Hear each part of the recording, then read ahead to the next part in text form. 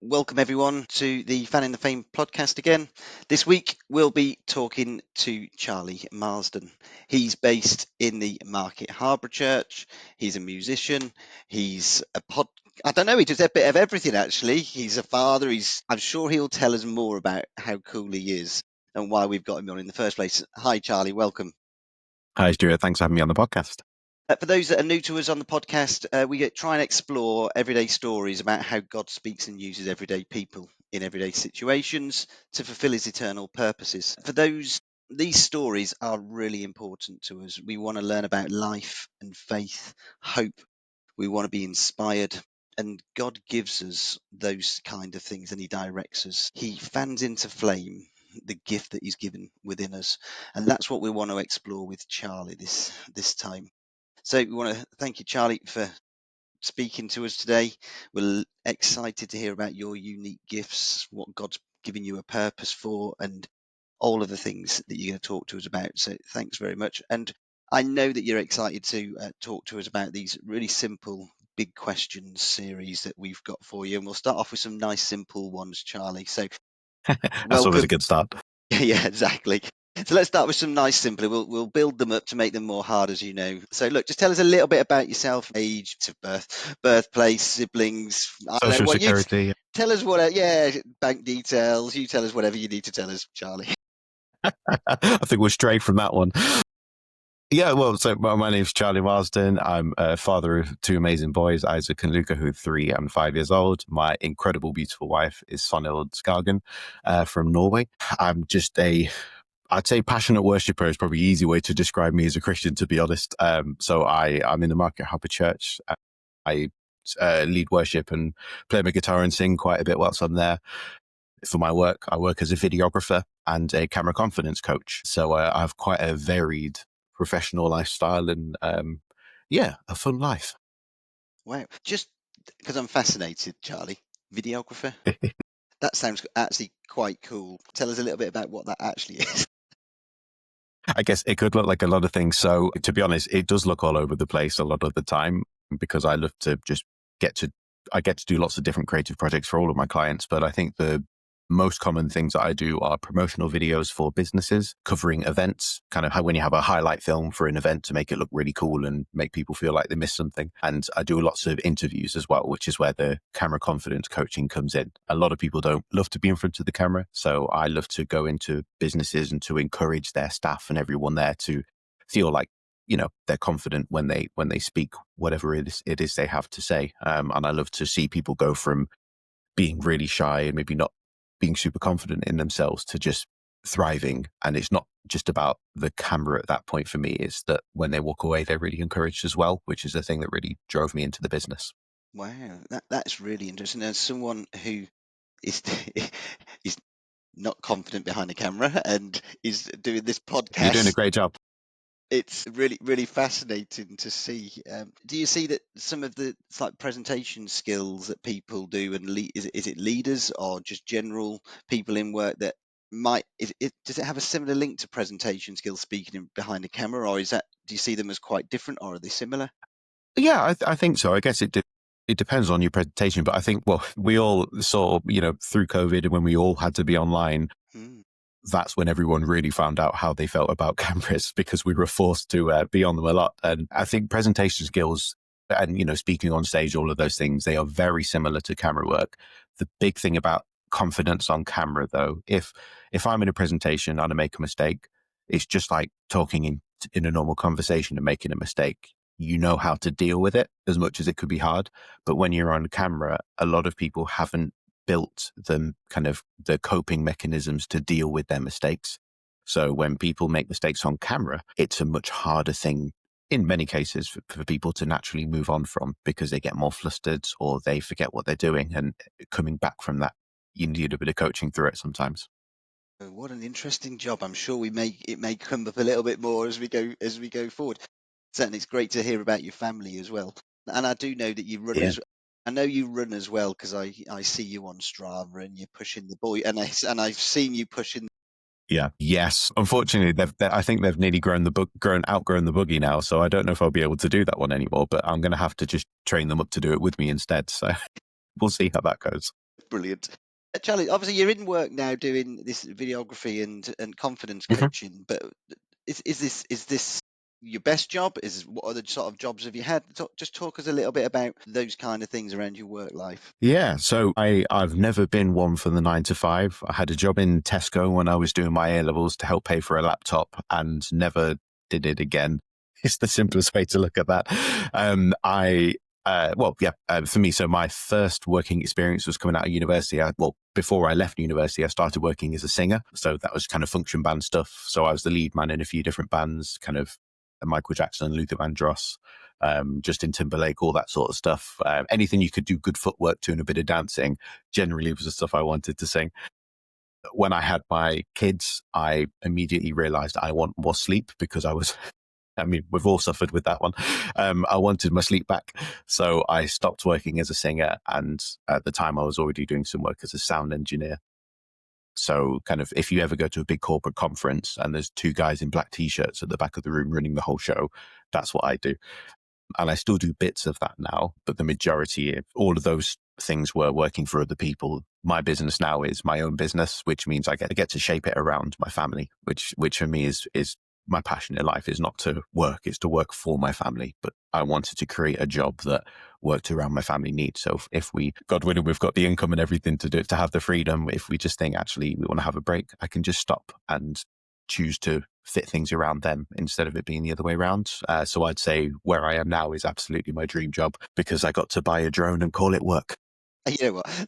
That's probably what most blokes are quite keen to do, isn't it? I remember buying a drone once in my back garden, and it was a little white one. It was really cheap, probably about 15 quid, and it was Yeah. before all the cameras and everything were on it. And I pushed it up and I got it up into the sky just above my house. Then lost total control. It went over the fence and landed in the road. And that was the end of me playing with drones. So it was a while Yeah, ago when drones weren't particularly good, though. yeah, it gets easier when it could cost a bit of an arm and a leg, but when you buy a good one, it's great because it will return to you with the press of a single button if you really need to. So less chance of losing it. I love that. A friend of mine has one, and he cycles a lot, and he has it Oh, following cool. him. I don't know if he follows it on a Nice. Yeah, GPS or something, and he goes down these winding, amazing mountain roads, and you can see it just coming from different angles nice. behind him, and Yeah, it looks incredible. Yes, that's cool. brilliant. Love that. So, what do you do outside of work? Obviously, family's probably number one. Do you have any other slight pastimes that you get involved in, Charlie? Yeah, I mean, to be honest, it probably sounds quite sad, but I'm at a point where I'm really trying to grow and scale my business, which honestly just means there are weeks when it's 80 hours, 90 hours, and it's just what it takes. So my social life has dwindled over the last year, but it's all been in pursuit of something that I know is going to serve my family well. So for me, that again, that's where the passion comes from. When I do have time, I've not done as much running recently, but I'm trying to get back into it again. I cycle, although the winter months are coming in, so that's probably going to be less prevalent. I think, really, to be honest, I think I'm just in a really fortunate position that my job resides so closely to what I'm Yeah, passionate about. brilliant. I can research bits of equipment, and I do have a break as well. And again, it's spending time with my wife, it's spending time with my kids. Um, but for me, like researching bits of equipment, I would do that anyway. So the fact that I can do it and create kind of the next dream step for my job at the same time for me is just a winning pair. Wow, that's brilliant. You mentioned your wife a bit, and did you say she was from Norway? Mhm. I'm Yes, assuming she is that's, from Norway. other than home, that's maybe Norway might be one of your favourite places that you like to visit. Is that true, or is there actually somewhere else that you could actually share? Yeah, I'm sure she's not listening. yeah. If I get no, Norway is my favorite place. Well, say of the places that I've known, Norway is my favorite place. It's an absolutely amazing country. The fact that we stay with family definitely makes it more of a favorite because it's so expensive. But yeah, it's a bit drastic, but it is an incredibly beautiful country. Just, I mean, where they live, they're surrounded by mountains in Bergen, so you can just walk up a mountain, and the fresh air and everything is just on another level. That leads me to tell me a little bit about how you met your wife then, because you don't just meet a Norwegian as you walk down the road, do you? So tell us about like first thoughts. She might have different thoughts on you, Charlie, but Yeah. You might get well, in there well, early. yes. Well, you say different thoughts about me. My wife prayed for a man from Leicester, which, What? as a Norwegian from such a beautiful country, I'm always completely shocked that Leicester was the place she picked. But bless her. But yeah, there you go. We met on the Academy of Music and Worship that used to run down in Cardiff, and the kind of so it's like a Bible school, but it also has a lot of practical and theological training and such around music and worship. So we both met on that course, and throughout the course, you're not allowed to get into relationships whilst you're on those courses, and obviously that's just to help people focus, because it is a time that does require that level of focus so that you can work on yourself and your relationship with God, which I thought for me I really benefited from that. So when I met her on the course, we were just friends, and we just became best friends throughout that year. There were just so many times where we just had great fun together. And the way that I went into the course is I prayed to God saying, if I meet my wife whilst I'm on this course, either let me know at the start of the course so I can just lay that down and wait, or it'll hit me like a ton of bricks at the end of it. And it was the bricks. I remember having a conversation with a friend it must have been probably a couple of weeks after graduation, and he just said, "Oh, what about Sonil?" And yes, it hit me at that moment. I realized I really, really like her. I just didn't know it yet. And there's a few funny stories around there, so I think I was a bit oblivious for a moment. That's nothing unusual for us Yeah, blokes, though, is it? unfortunately so. Everyone else seemed to know. Was her first question to you, do you live in Leicester? It wasn't, but maybe she did a research. I don't know. Brilliant. I love that. Tell us a little bit about your mum and dad, if you can. Um, Yeah, of course. anything you want to say, really? Yeah. So, so my mum passed away a few years ago, and my name was Charlie Marsden. Just incredible person, loved by just an insane amount of people, to be honest. Which in her funeral was one of the most incredible send offs. My mum was a motivational speaker and coach, and just all round encourager. She was an author. She wrote a book called Keep Stepping, which is how to step up, step out, and stand out in the midst of challenge and change, which she very much built up around her faith, which for me was a huge inspiration into how I run my business now. And I also want to incorporate what she's written into how I coach. And then my dad is an incredibly skilled, I say design engineer. There's many different skills that he has, but he works in a private school in Loughborough as a design technician. And my dad's pretty much, if you need something handy doing, whether that's helping the house or whether that's we need a bespoke set of tables that are joined together in the most incredible professional way, my dad can do it. He's just that sort of person. So he's got a real heart for helping others, which I've always been inspired by as well. So it sounds like they've both been in the church previously and up till now, I guess. Is that where your church background sort of like comes from then? Yeah. So I grew up going to church over in the big shed. My dad's still there now. Just for the people that might be listening that don't know what the big shed is, it's not something down your garden, is it? uh, I've been saying it for so many years that I completely forget about that when I say the name. So sorry, Covenant Life Church Leicester, Right. the building which has been called the Big Shed because it's just a big shed, or at least it was when it was first bought, which is what we gave as a nickname. But so I grew up in that church. I did actually have a small period for about a year and a half, I think, when I was 15, 16, that I stopped going to church, and, for no good reason, but I stopped going to church. And through that time, my parents actually ran a gospel choir. And that was the one thing they really, really pushed and encouraged me to stay in. That little seed that kind of stayed there was the thing that really drove me back into it, because the people who were in that group, they were all for me. They were praying for me. They were just blessing me and sharing things with me. But most importantly, they stayed loving me. And then I think it was actually Don Double who did a meeting towards the end of that period. And everything just kind of broke for me. And it just broke my heart and opened my heart to God in a new way, where I'd grown up a Christian. But I think sometimes, not to say I wasn't committed in that, I was speaking in tongues. I was doing lots of different amazing things with what God had blessed me with. But in that time, I felt like there was part of me that, it wasn't I guess you could just say it was my parents' decision to bring me to church, as they should. And I think there was a significant moment for me when I then chose to come back to church, where it was almost like it created an even deeper root in my faith. And ever since then, it's been amazing, and I've pursued God, and yeah, life has been great. Brilliant. It sounds like your mum and dad have been pretty creative Yeah. and quite inspirational to you in many ways. It's like the gospel choir, did you say? Yeah, Was yeah. that So playing my or dad, musicians or just organising? that was it was an a cappella gospel choir, so there were no instruments. No, I think I beatboxed actually. It's a throwback now that I'm remembering everything. So yeah, it was completely a cappella. My dad arranged all of the parts, and my mum ran the choir Are they as such. musicians So then? it was a big part. Yeah, yeah. So everyone in so it's amazing that me and my wife are both married because everyone in both of our families is musical. Oh, right. My dad plays the violin and piano and can sing, and can arrange music incredibly well. And he could probably dabble on a few other things as well. My mum sang mainly. She also played the piano a little bit. And again, they both had music theory. I think to different levels did, or trained up in music. And my brother, we both grew up singing. He played piano mostly, then a bit of bass. I grew up on the clarinet. I taught myself guitar. I had saxophone for a little bit. I played drums.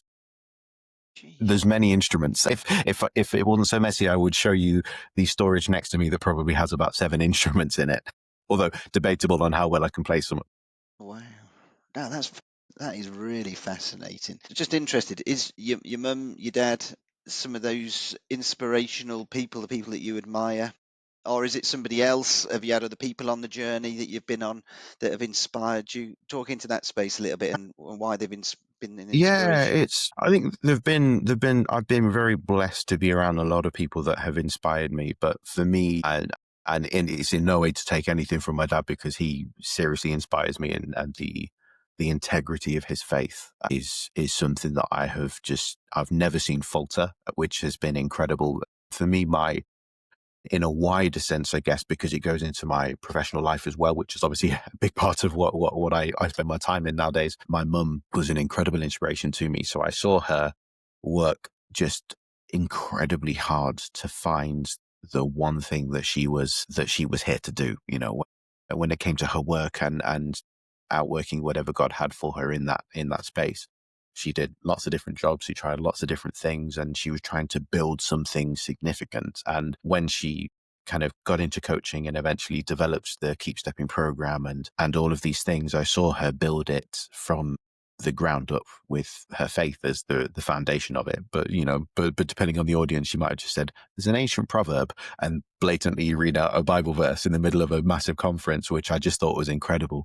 You know, that she would sometimes really obviously, sometimes slightly less obvious, but it was always very obvious to anyone who knew anything about God and His Word, where she was rooted. And for me, I think the reason I've been self-employed and I've been comfortable self-employed, to be honest, because it can be really stressful and at times scary if you don't know where your money's coming from.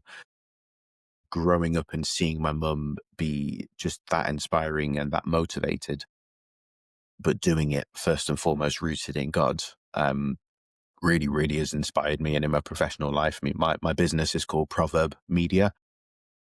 And the reason I called it Proverb Media is because when I started my business, I wanted it firstly to signify something related to God in a more obvious way.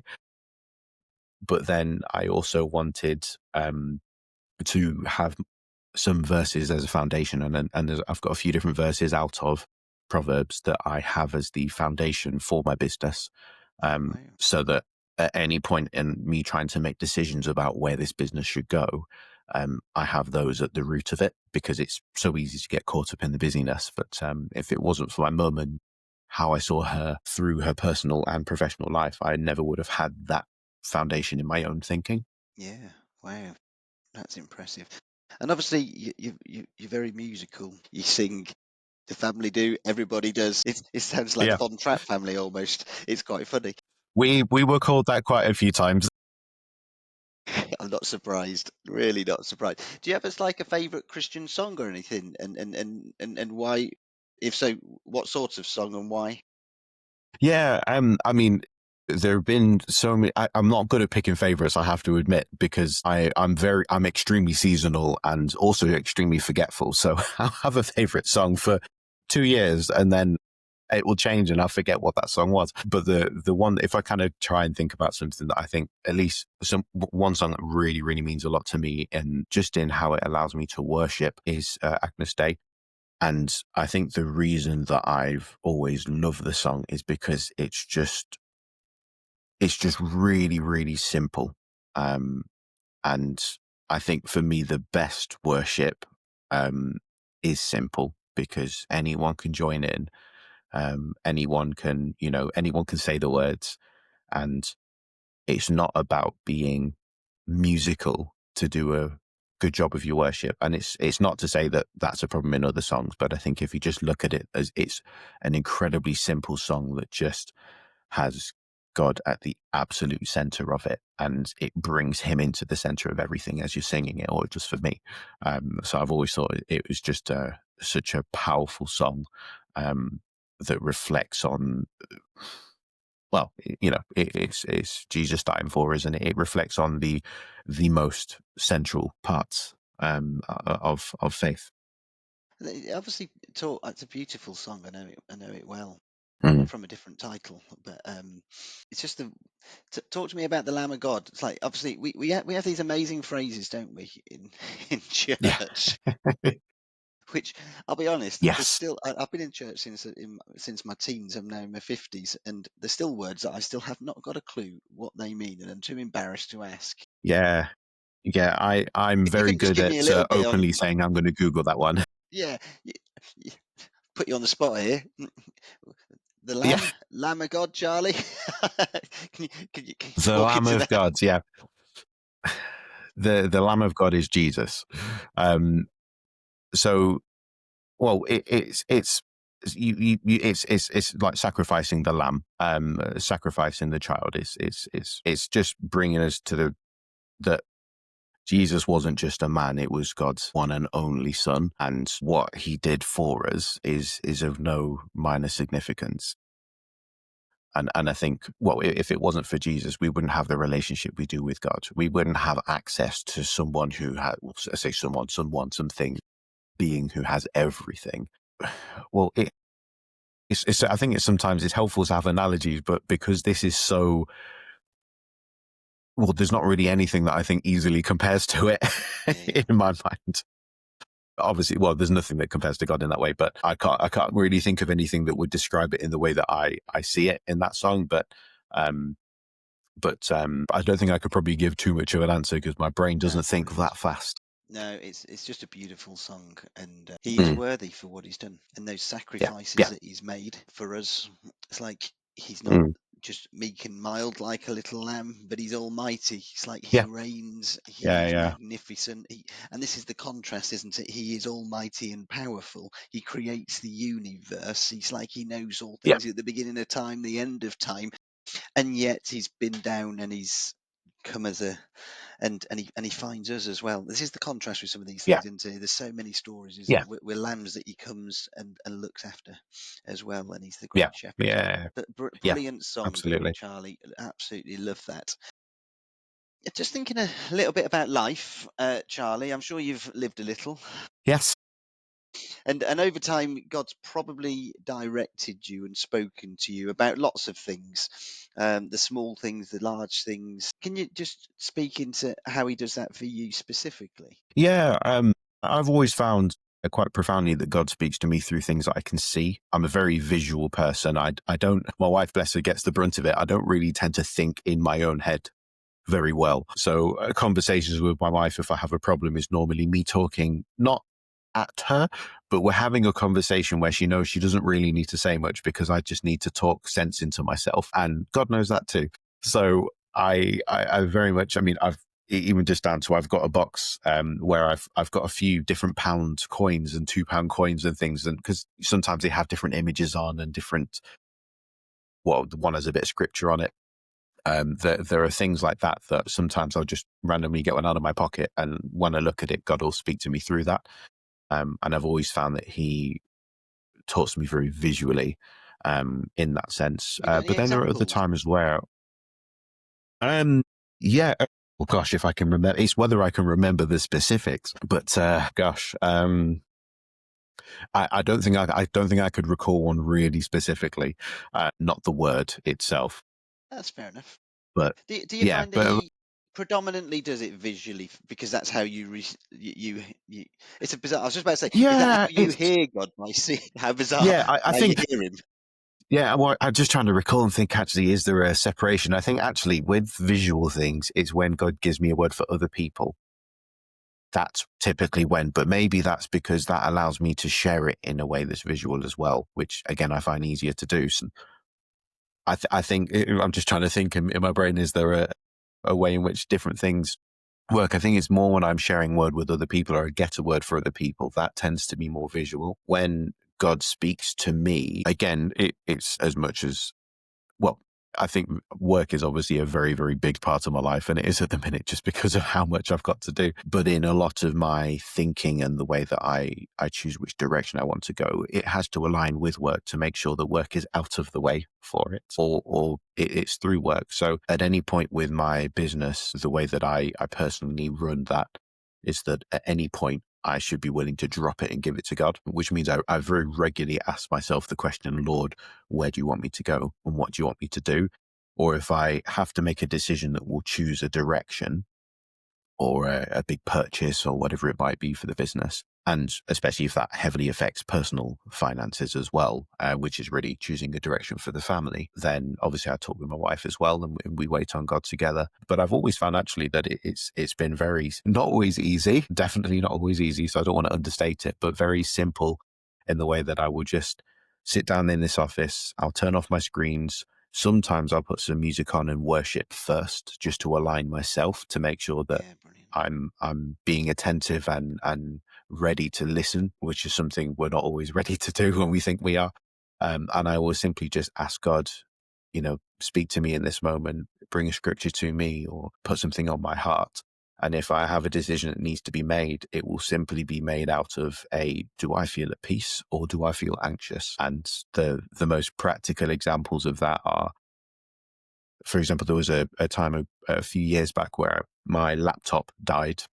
I needed a laptop within about 2-3 days. This was before I was married. I was a sound engineer at the time, and a big conference, my laptop would have been running all of the music and sound and different things that only that laptop could run. And it died a couple of days before the conference, did not have the money.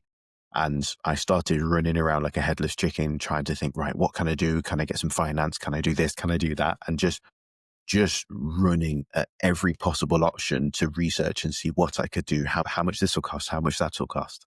But then when I eventually wised up and I got a lot better, I've thankfully got a lot better at this and a lot more. I turned to this much more quickly, if not immediately now, that actually when I just stopped and said, okay, wait, I'm running around like a headless chicken, which is why I feel like I'm banging on a door that won't open. I just stopped and said, no, I've got to the end of the first day. I've got one more day to find a laptop. I'm going to stop. I'm going to bring some peace to myself because I felt anxious about getting it in time. And I'm just going to say, no, God, what do you want me to do in this situation? I give this to you.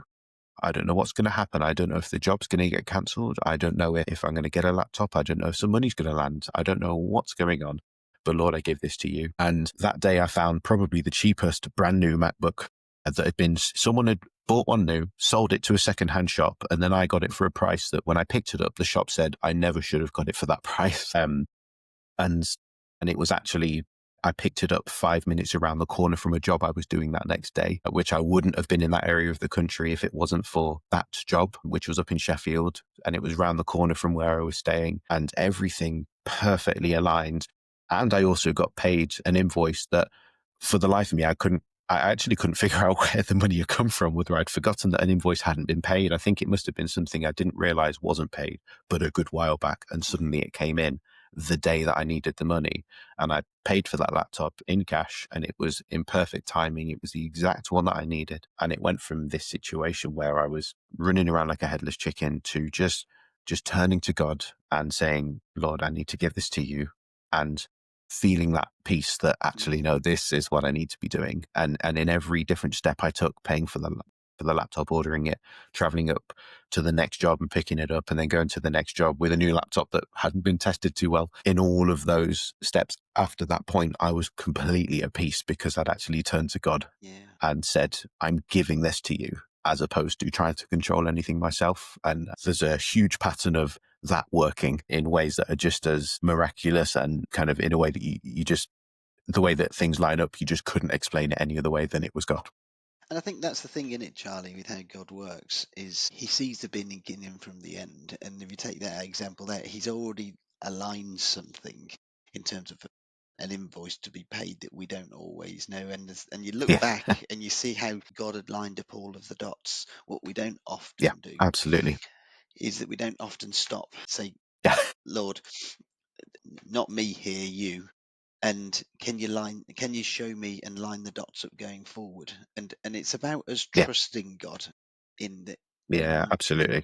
It's easy to trust God looking back and go, well done for lining the dots up looking back. But do we trust him enough to line up the dots looking forward when we can't see the dots? And that's a really great example. And some say, oh, that's just coincidence. But, God's hand's written all over that sort of stuff, because I hear those stories all the time. So really, really powerful.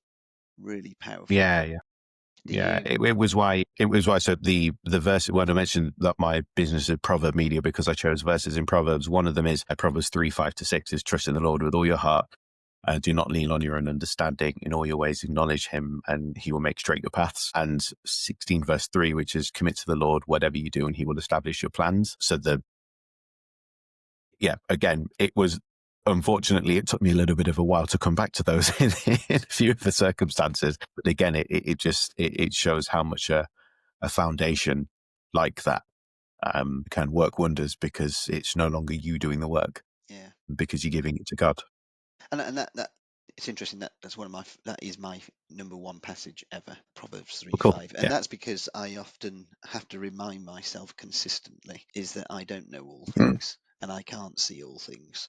And despite me wanting to run around like you, like a headless chicken, trying to find out all the answers and to think that I know all things, I have to remind All too myself easy to do. to trust him, and he will make my path straight. It doesn't mean that there won't be ups and downs and there won't be mountains and valleys. He doesn't say that. He just says he'll make him straight. And I often see him whispering behind me, going, "Stay right, Stu. Stay left, Stu. Carry on, Stu."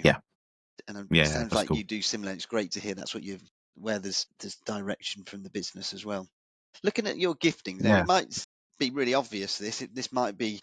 Would you say that your gifting is in the work that you're doing, or do you think that God's gifted you something else? How do you see what God's gifted you, and how does he use it? I think it is kind of the stuff that directly, I guess I've already talked about a little bit, but directly works within my work. I think one of the giftings I think God has put in me is one to encourage other people. One area that I think I've not seen a lot in yet that I think I will see more in is encouraging younger people. That was also something why I was going to kind of start motivational speaking as such, like with my mum. I was going to do that with her as well. My want in that was going to be speaking to young people, and that's not happened because I've got this business now. But I think there will still be a time when something happens and comes from that, whether it's professional or just personal through the church. It's whatever it will be. I'll be very happy. But I've always found that I've had a real drive naturally and a passion to encourage other people. Sometimes that's with practical things. Again, the camera confidence coaching, that was why having a technical business, I love the tech, but it's more about the people and wanting to see people leave encouraged regardless of what happens in the job. I just want to see them come in one way and leave in another way. And that being the real key to it. And then in my worship as well, God's given me a gift in worship. Certainly, I'm now leading. Now we're in the Market Harbour congregation. I'm leading very regularly, which is something I've wanted to do for a long time, and now's finally been the appropriate time for that to happen. And I'd led bits in the past, but mostly done a lot of technical things, the sound in church and all sorts of stuff. But I've really been able to kind of broaden myself and really work into that in this. We started going to Market Harbour at the start of this year, so it's almost been a year now. And it's been a real blessing to see how God has used me in that, but also in the things that he is bringing out in that as well, in the two things intertwine perfectly is that when I'm worshiping, the one thing that, that is my job is I'm playing a guitar. So I've obviously got a bit of a musical purpose there, but really the one thing that I am there to do is to encourage the congregation in front of me to worship. And it's a real blessing to do that. Yeah, it's interesting for someone that works in tech to want to be on the other side of the camera, encouraging and do the people side. It's and I don't want to overgeneralize there because I know that's not the case with all people that are Mm. techie in whatever level of tech. But it's Most of bloody the videographers fascinating I though, know don't want to be in front. and similar. I know, I think the same. But what I love about that is the people part, and you're interested in people, and to leave them better than when you found them, and to drop Yeah, those yeah, nuggets definitely. into them. Let me just encourage you, continue to do that, because there's not enough people Mm, that are thank you. doing that. There's a lot of nice people, there's a lot of friendly people, but to be able to impart some confidence building and some encouragement and some personal insight is very powerful. So really interested to hear that, because often when we talk about giftings, we often talk about whether it's like our jobs and our passions and all of those, but actually Mm. it's lovely to hear you talk about those core inner things that God has gifted us with. And it's lovely to hear about what you think God's going to use you in the future. Now, you talked about maybe working with some young people there. Is there other aspects that you think God might work with you in, or do you think, is it predominantly around at the moment that you think, at some point it'll be young people? Yeah, I don't know, to be honest. I think it's practically so much of my time is soaked up into business and having kids, especially two young ones, and making sure that I get quality time with my wife. There's enough there on the plate that I think I'm content with that right now. Yeah. But I want to build my business to a point where I have the freedom to use its resources for other things that they don't need to be paid. I would love for there to be, whether that's community projects or whether that is stuff directly church related. I would love to think that there are opportunities there where I can build something that would really help people in the ways that I've mentioned, kind of just encouraging them, Mm, whether that's finding skills, I don't know. So something I've done I say quite a bit of. It's not hugely often, but I have done quite a bit over the last few years. Is training the tech teams within churches, because of my experience as a sound engineer and some kind of AV tech stuff as well, and as a musician, which really helps through all of that.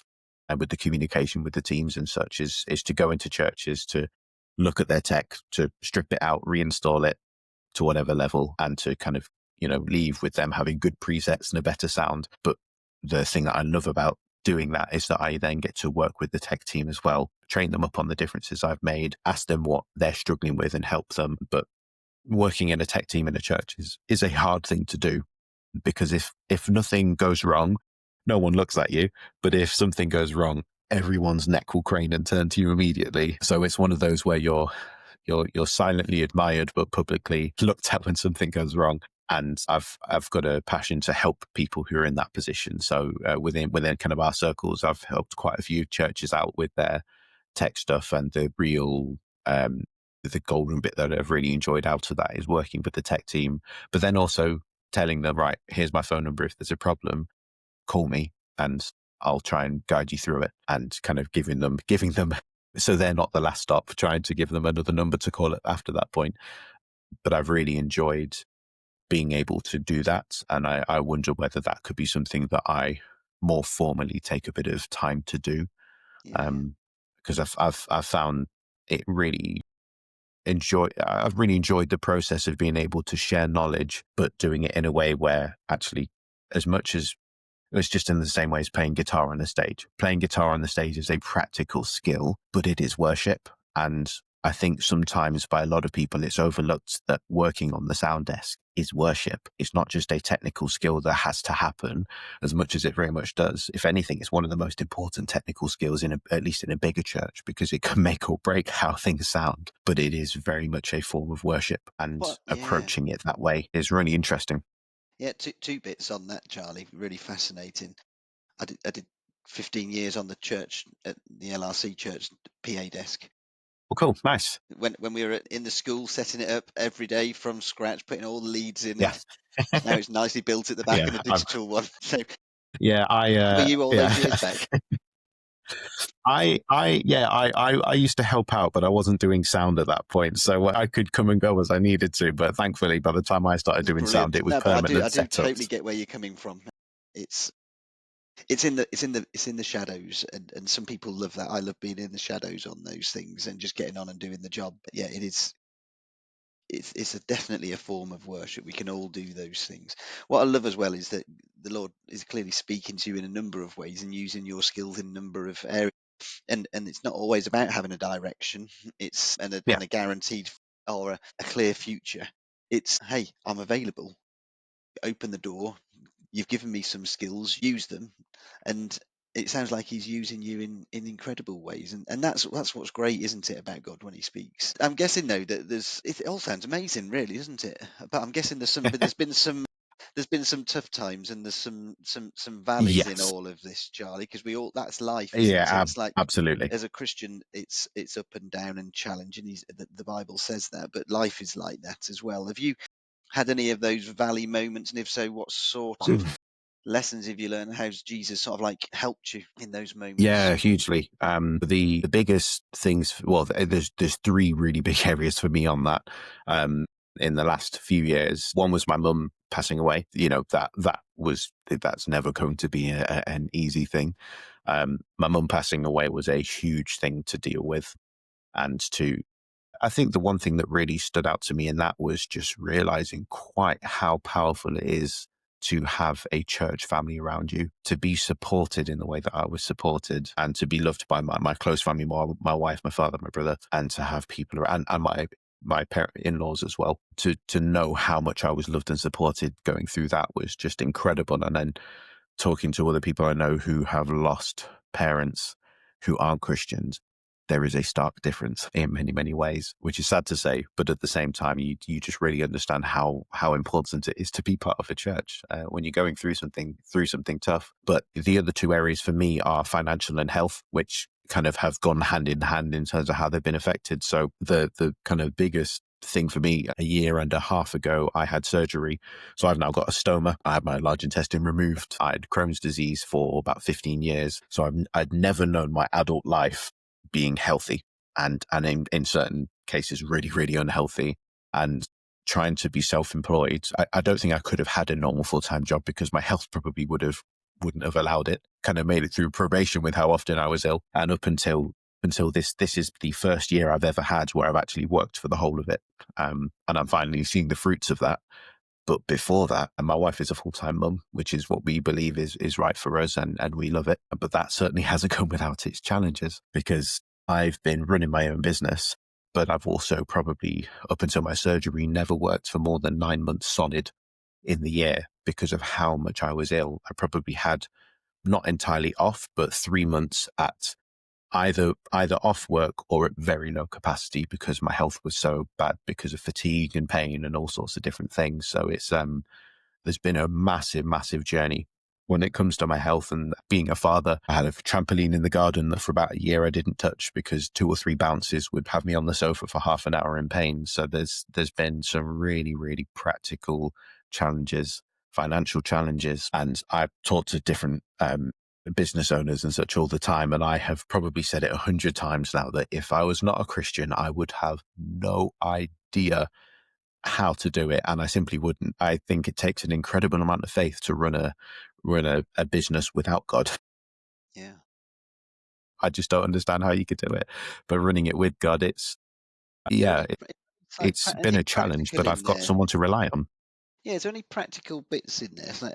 Just describe to me how God does makes that difference to you in those because they are incredibly significant valleys and long term. Yeah. When you're in long term valleys and you can't see the end, and Mm. I'm guessing there'll be people who are saying, "Hey, let's pray and we'll see a healing," and they don't Yeah. necessarily come. How did you go? Is there anything? Can you just talk us a little bit into that space of how God, the Spirit, supported you through those times, practically or Yeah. in other ways? I mean, well, practically, it was by giving me a wife that has just an immense love for me, an immense way of supporting me.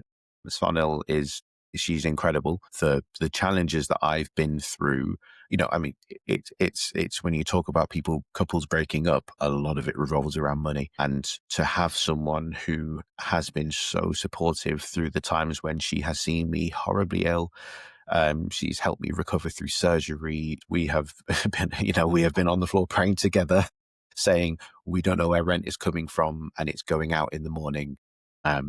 And then the Lord answers that, and we've had what we've needed every single time. There have been many times when it has been down to the wire because the challenge has been, but having being blessed with a wife that is rooted in her faith, that looks at money and looks at our situation through God's eyes, and not our own. That alone, the encouragement that brings, and the peace that brings, knowing that, at the end of the day, if I am the sole provider in the house, sometimes it is hard to not feel like you've let your family down.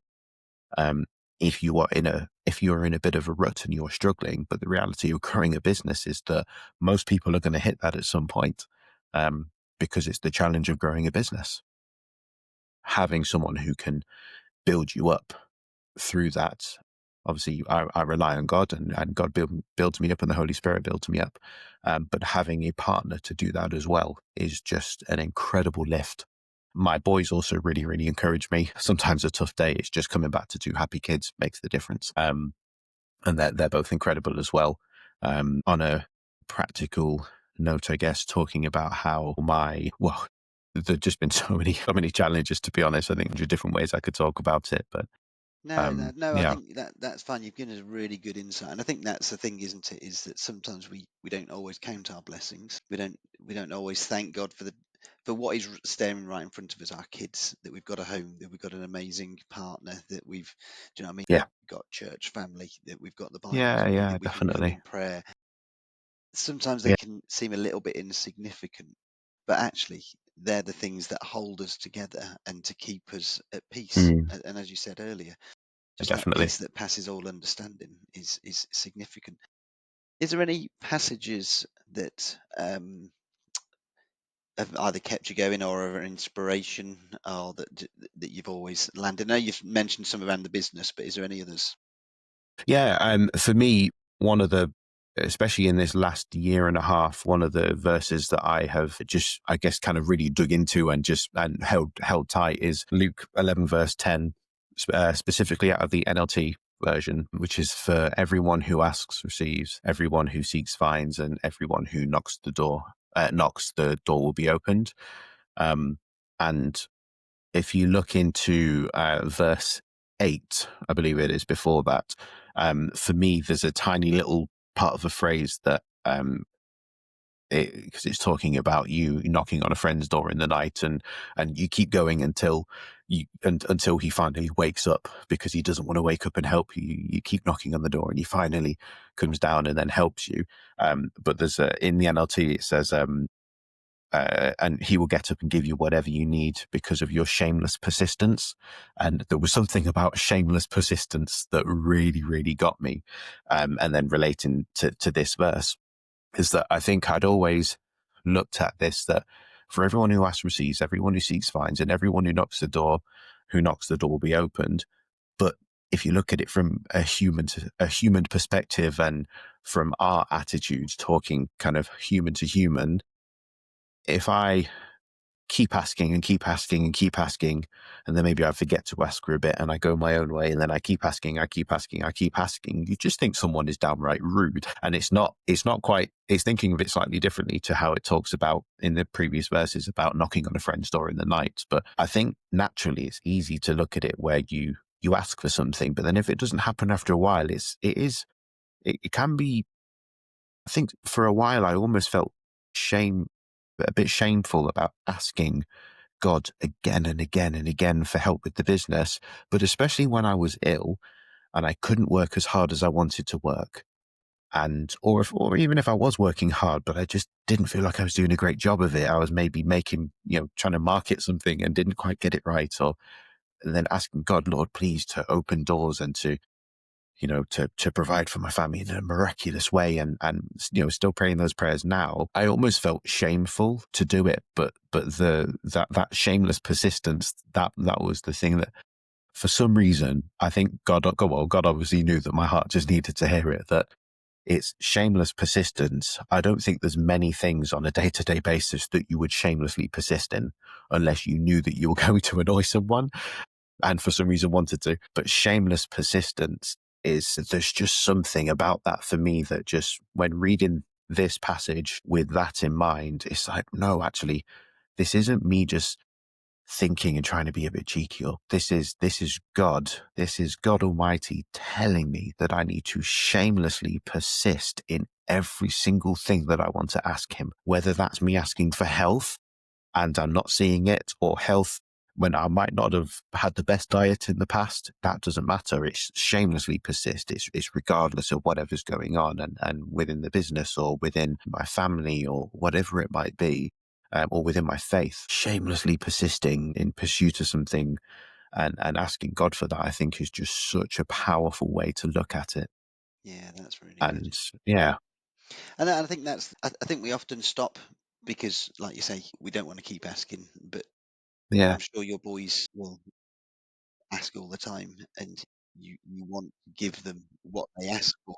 But it's in that even with the Lord, isn't it? That it's not that he doesn't hear, but he knows what's best, yeah, and he knows the best timing, yeah, and he knows the best way absolutely. to Yeah, do these things. And therefore, sometimes we stop asking because it's not been visible, or it's not come at the right time. But as you've noted already numerous times today, he always comes good. Not yeah, always in the way that we amen. think, Yeah, and he always comes in on time on those things yeah, that are definitely. absolutely crucial for his purposes in your life, and to demonstrate to others. So yeah, it's a real powerful message for people to just know, just to keep asking. He's asked us to, but to know that Yeah, yeah. that he is the Almighty God. Yeah, there've been many, many times, and again, mostly financial, and it's a way that I'm sure many, many people will be used to. Is that there've been many, many times when we have needed something financially as a family, and we seem to have a bit of a habit of having a God of the last minute when it comes to kind of us needing big things, or if we ever need to make a big decision, like we moved from Cardiff to Leicester, or moving house, or different things. We moved, the last time we moved house was 2 weeks before my son was born, and I was ill at the time as well, so everything was harder, and my wife was ill from pregnancy, and everything was really, really last minute, and kind of almost felt down to the wire. And at the time, I'll be honest, I hated that because it just stretched me and pulled me. But actually, it pruned me and it picked me, and it built my faith. And the things that I can see as a problem now, I can look at and say, "Oh, that'll be fine. That'll happen." And I've needed that for my business actually in this last year, thinking I need to take that step in faith because that's the next step. But if God hadn't have worked in me and done those things, and if he'd have done those things in my timing, I wouldn't have grown in faith and in character and in integrity and in all the ways that Yeah, God needed me to be today, to be able to make that decision for my business or make that decision with family and just say, yeah, it'll be fine. fantastic, lovely, lovely. Is there any other books that you might find that have been really useful, and why? Yeah, so you get brownie points for saying the Bible, I'm sure. I think it was a book I read a little while ago. I was actually thinking of reading it again because I don't think I finished it. It's a book called Wild at Heart, Yes, um, about young men. which, yeah, about young men.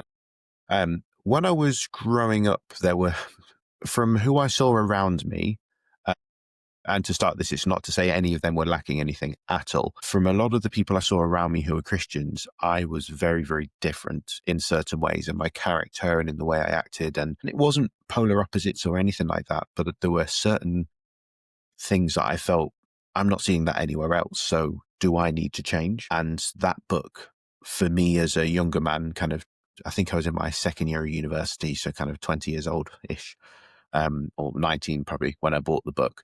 That book really helped me to understand that some of those things that I was going through were very much biblical and okay, and things that God would use. And that was really important for me actually at the time, which is also why I want to go back into the book, because I realized when I thought about that question, I realized I couldn't completely recall why I love the book so much.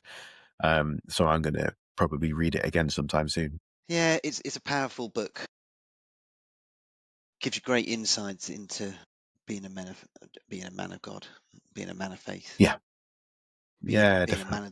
man of in the world but not of the world. And I think it's got Yes, some great insights that we are having watered down in more recent years in the world that we live, about absolutely. men being Yeah, men and what's an appropriate way for a man to be men. Yeah, love yeah, love the book. Really powerful. absolutely. So it's Wild at Heart. It's a really good book.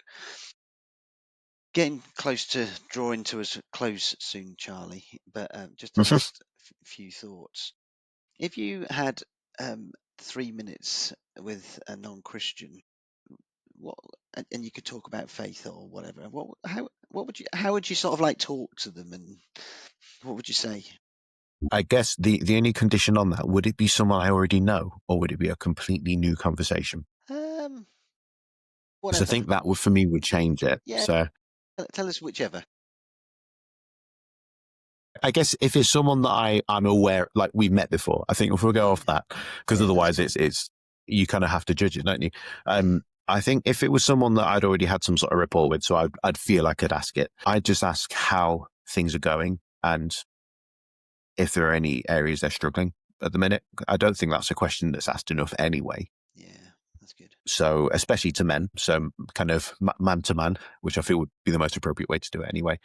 Um, I would ask what their current challenges are in the hope that God would give me a story to share as a testimony. Again, this is one of the reasons I love that I've been through so many challenges that at the time I didn't love. Those challenges have given me experiences and testimonies and so many different things that I can draw from to be able to share with someone else and encourage them. Because if that person turned around and said, "Oh man, I'm struggling with my business at the minute," or I'm struggling in my relationship, or I'm struggling in this and that, there would hopefully be something that I could just quickly draw from and say, it's okay. We all go through stuff. This is something that happened to me. And then if it is to just ask, do you want me to just do a 10-second prayer to pray for the same for you? And that would be probably my approach. And that's lovely. And I think what we sometimes think is it's got to be deep and meaningful, and we've got to preach the gospel and delve into the Lamb of God. No, into all the different terminology and explain creation and all of these things. But it's about relationship, isn't it?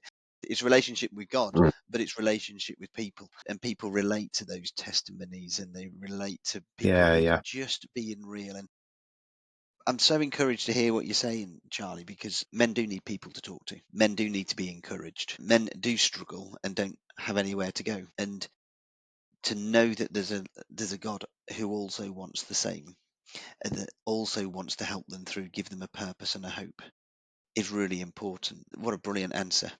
What a brilliant answer. Love that insight. Just bringing us there for into land. Really simple one to finish then, Charlie, is what legacy would you like to leave in life if you could? Simple, tiny, tiny question. Doesn't mean Exactly. a thing.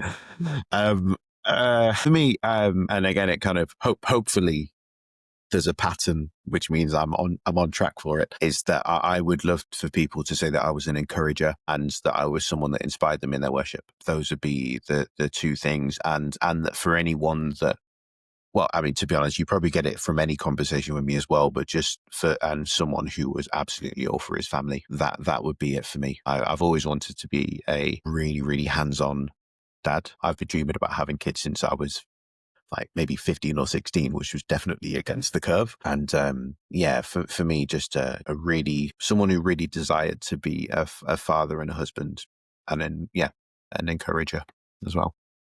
Brilliant. Just final thoughts then. If you obviously you've God spoke to you and he's given you an idea of your gifts and passions. Have you got any words of encouragement for others about how they can convert their gifts or passions into work? You've obviously brought it into your business, but the underlying thing is that encouragement as well, and therefore it doesn't, in some sense, it doesn't matter what the work is, because you would probably do it if you were not a Yeah. videographer. Do you know what I mean? I could just said it doesn't matter whether Yeah, you yeah. were working in Tesco's or wherever, you'd be an encourager. But Yeah. any words of encouragement for others in this space? Yeah, I mean, if for me, if you have a passion, follow it.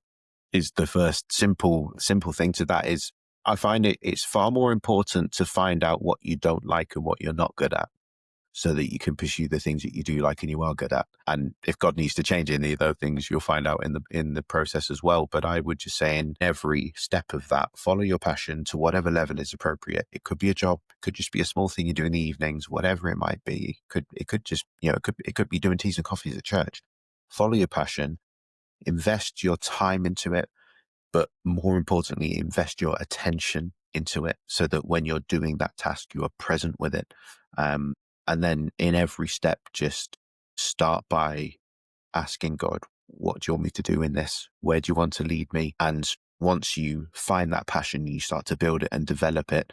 The most important thing that I have found to make sure that I am doing it in the right way to the very foundation is to pray and to be willing to drop it all in an instant for God. Because if I'm willing, I love my video work. I love all the technology and the cameras. I'm using my camera now and all the different things that I've got to my disposal that other people probably don't have. For me, it's really important to know that at any one time, if God says, you need to drop that today, tomorrow you're doing this and you're never going to come back, I have to be, no matter how much it would hurt, I have to be willing to do that. And if I'm willing to do that, it means I know that this passion is going to be for God and not for anything else.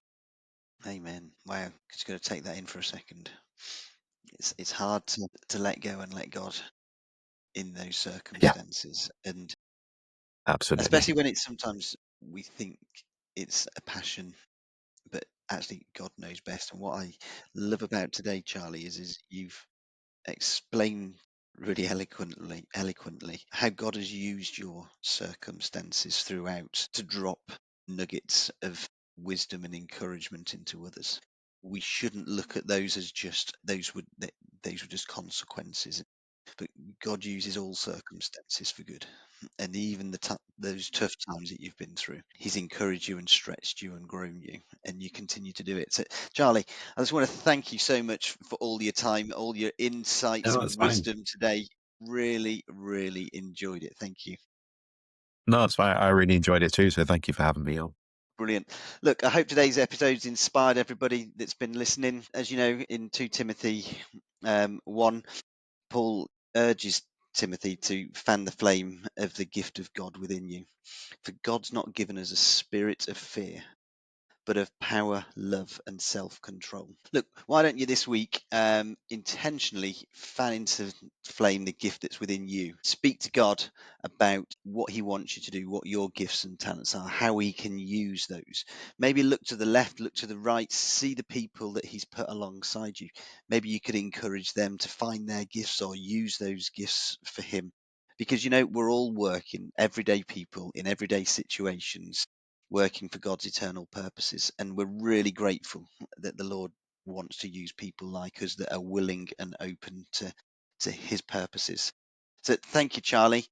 But look, most of all, thanks for listening. Be blessed. Be a blessing this week, everybody. And goodbye, and speak to you soon.